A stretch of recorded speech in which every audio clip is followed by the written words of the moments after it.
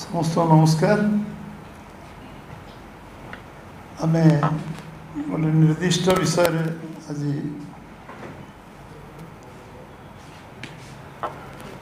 Press वार्ता करने आरंभ माने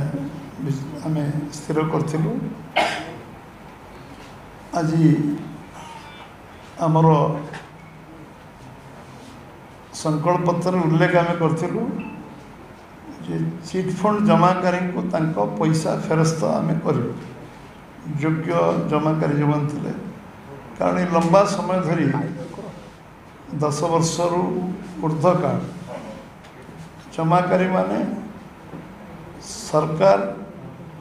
को पर विश्वास भरोसा रखी विभिन्न चिट फंड रे टंका जमा करथिले, किंतु दुर्भाग्यर विषय विगत सरकार रे 15 वर्ष भितर चिट फंड 174 चिट फंड ओडिशार साधारण लोकों कष्ट अर्जित टंका को लूट करिवारे लगी।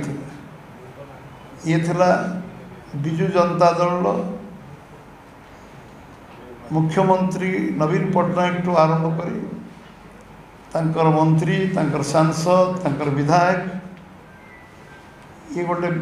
प्रायोजित चिट फंड रो पैसा को आत्मसात करवा एवं विभिन्न जगार माने दंडित होती जेल जाइछन्ति विभिन्न आकार रे माने वर्ष वर्ष जेल रही एवं विभिन्न लोक ये केस छंदी होती विगत दिन मान ये प्रायोजित चिट फंड कारण लक्षाधिक लोक ए निजर अनिश्चितता भितर दिन काटुले एवं ओडिशा साधारण लोक विश्वसनीयता सरकार उपर कमी जाता एवं विभिन्न चिट फंड रो खोलाखोली थिला लुचाछपा नथिला एवं विभिन्न तांको संवर्धित करवा तांको विभिन्न प्रकार तांको सार्वजनिक कार्यक्रम में जोग दवा मुख्यमंत्री सब मंत्री एवं एमपी एमएलए खोलाखोली से सम्मिलित होते एवं परवर्ती अवस्था चिट फंड जिते सामना को आसला एवं सुप्रीम कोर्ट रो जजमेंट आसला एवं सुप्रीम कोर्ट से विषय इंटरव्यून कले एवं तादरे ये कर्पस फंड डिक्लेयर कले कर्पस फंड पर कमिशन डिक्लेयर कले किंतु क्रियान्वयन हो पारला नहीं, कारण तांकर नियत ठीक नथिला सरकार को बिजु जनता सरकार नियत नथिला। एबे आमे संकल्प पत्र विधानसभा इलेक्शन पूर्व पार्लियामेंट निर्वाचन पूर्व आमे घोषणा करथिलु जे चिट फंड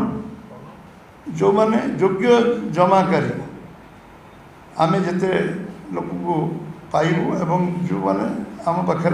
तांकर प्रमाण पत्र सामान्य किसी जोगे पारे समस्त को आम टंका फेरस्त दबू आ जमाकारी मैंने समस्ते जार पैसा जाइए सरकार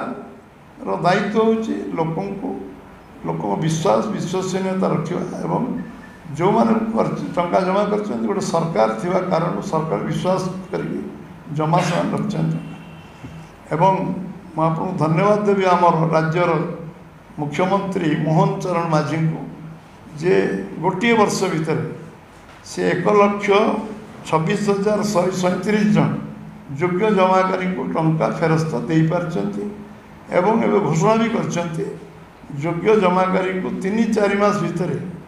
मैक्सिमम 4 मंथ तांको 5 लाख योग्य जमाकारी को टंका फेरस्त देवे एवं ये कारण भारतीय जनता पार्टी ओडिशा प्रदेश तरफ मुझे धन्यवाद दूचे एवं निश्चित भाव जे जो माने जमाकारी अच्छा समस्त पैसा राज्य सरकार अविलंब फेरेबे सब फेज बाय फेज मैनर फेरेबे एवं जिते तालिका आम पाखे मिलूथो से तालिका योग्य तालिका विभिन्न सेक्टर आम सब संग्रह करी जो जोगाड़ होती से 5 लाख पाखापाखि आम पाखे अच्छी जो मान को 3-4 मास भर से टंका फेरस्त दिज्व जहाँ विधि व्यवस्था करा आम सरकार निष्पत्ति नहीं नीतिगत भाव में ये संकल्प पत्र जो गोटी गोटी काम आम करने संकल्प नहीं सबू काम को पूरा करने जो निष्ठापूर उद्यम राज्य सरकार कर राज्य सरकार पूरा मंत्रिमंडल टीम को धन्यवाद दूचे ये कारण आम आपण पाखे धन्यवाद दवाई आपको सकाल सकाल प्रेस वार्ता माध्यम डाकी।